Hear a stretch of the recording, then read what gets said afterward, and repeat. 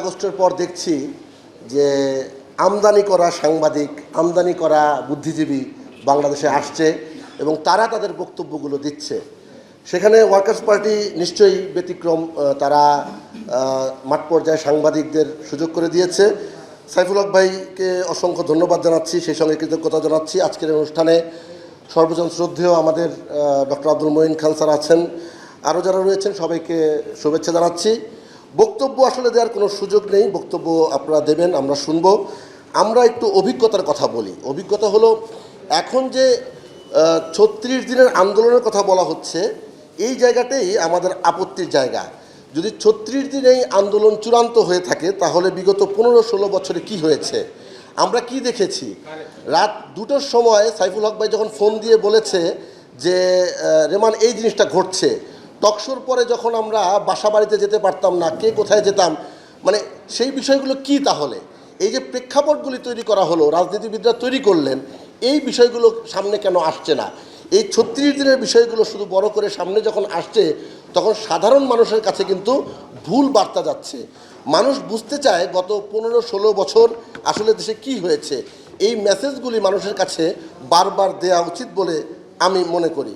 আমরা যারা মাঠ পর্যায়ে কাজ করেছি, আমরা কখনো গুলি, কখনো টিয়ার শেল, কখনো হুমকি, কখনো ধামকি, বিশেষ করে ৫ আগস্টের আগ মুহূর্তে যেটি হয়েছে, আমরা বাসায় থাকতে পারতাম না। আমরা গণমাধ্যম কর্মীরাও দেখা যেত বাসার নিচে পুলিশের গাড়ি, কিংবা টকশো করে রিপোর্টিং করে বাসায় যাচ্ছি, ফোন আসছে যে এটা করা যাবে না, ওটা দেওয়া যাবে না, নিউজের এই অংশ বাদ দিয়ে দেন, নানা ধরনের হচ্ছে।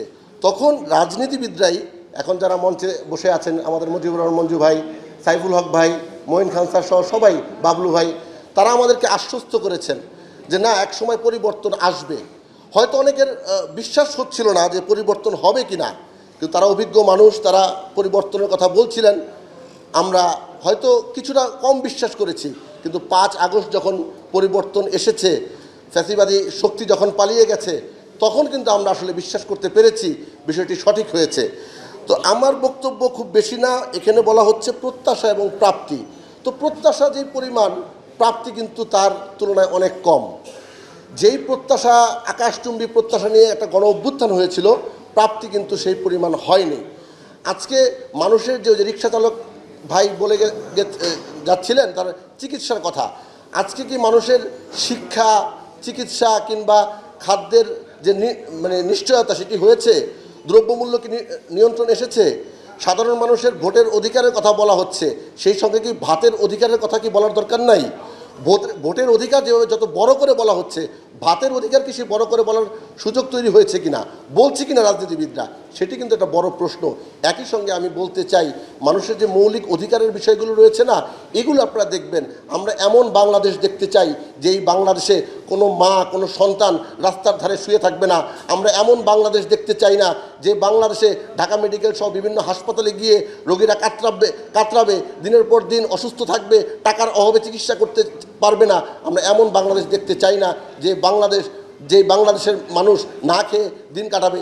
আমরা সেই নদী ভাঙা এলাকার মানুষ কিংবা অন্যান্য যে সমস্ত এলাকার মানুষ কষ্টে থাকে, শীত আসলে আমরা দেখি যে কম্বল বিতরণ হয়, এটা হয় সেটা হয়। সারা বছর এই মানুষগুলোর জন্য কার্যকর কী পদক্ষেপ নেওয়া যায় সেটি কিন্তু রাজনীতিবিদদের এখন ভেবে দেখতে হবে। গত 15-16 বছর মানুষ অনেক কথা বলতে পারে নাই সাহস করে, মানুষ কিন্তু এখন সাহস করার কথা বলছে। আপনাদের অনেক বড় দায়িত্ব, সামনে নির্বাচন হবে, নির্বাচনের পর আপনারা যখন ক্ষমতায় যাবেন, আমি ক্ষমতা বলি না, আমি সবসময় দায়িত্বের কথা বলি, আপনারা যখন দায়িত্ব পাবেন তখন আল্লাহর ওয়াস্তে সাধারণ মানুষের বিষয়টা দেখবেন, সাধারণ মানুষ কীভাবে ভালো থাকবে সেটি আপনারা দেখবেন। আপনারা নিজেদের বিষয়গুলো না ভেবে মানুষের কল্যাণের বিষয়টি দেখবেন। নিশ্চয়ই কমরেড সাইফুল হক ভাইকে আবারও ধন্যবাদ জানাই এই প্ল্যাটফর্মে আমায় কথা বলতে দেওয়ার জন্য। সেই সঙ্গে যারা অতিথি রয়েছেন সবাইকে ধন্যবাদ ও কৃতজ্ঞতা জানিয়ে আমার বক্তব্য এখানে শেষ করছি। আল্লাহ হাফেজ।